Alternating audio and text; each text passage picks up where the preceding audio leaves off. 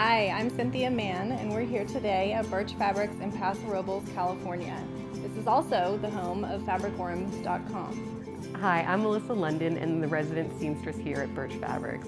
I teach sewing lessons here, prepare blog tutorials, and sew samples of Birch's line of organic cottons. And I'm here today to talk to you about sewing.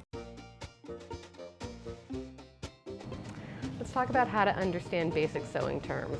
It's like learning a foreign language, but if you take the time to learn the terminology, everything goes a lot smoother. The first term we're going to talk about is bias. Bias is the diagonal line running through a woven fabric. When you have a regular cotton like this, you have vertical and horizontal yarns being woven together to create this. It's pretty stiff this way, it's really stiff this way, but if you pull on the diagonal, you can see how it stretches, and that's the bias.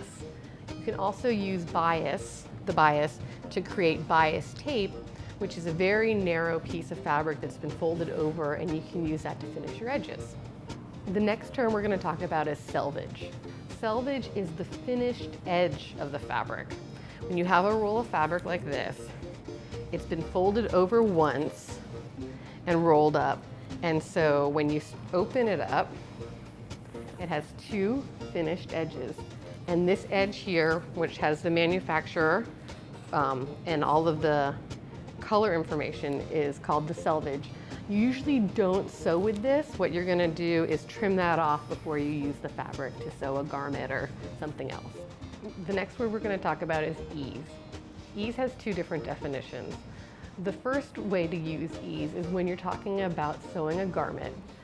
A commercial sewing pattern is going to give you the measurements of the finished garment, but that's going to be a little bit bigger than what your body is. So you have ease in the movement of the fabric, so you don't pull and rip your seams, and so you can actually move around in your garment.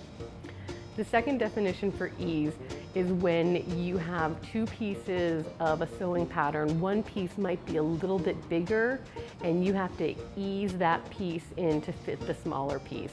You do that by running some basting stitches and gently tightening that first piece to fit the exact size of the second piece. So the next definition we're going to talk about is interfacing. Interfacing is a type of material that you use in conjunction with a primary fabric. It will give that fabric a little extra structure or stiffness. As you can see in this purse, it's made from regular quilting weight cotton, but interfacing has been used to make this purse nice and sturdy and keep the fabric nice and stiff. You can iron on interfacing and you can sew in interfacing. So the next term we're going to talk about is basting.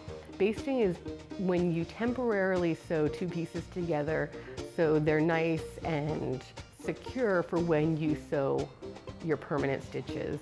You'll change your stitch length setting to the longest stitch, and you won't backstitch in the beginning or the end.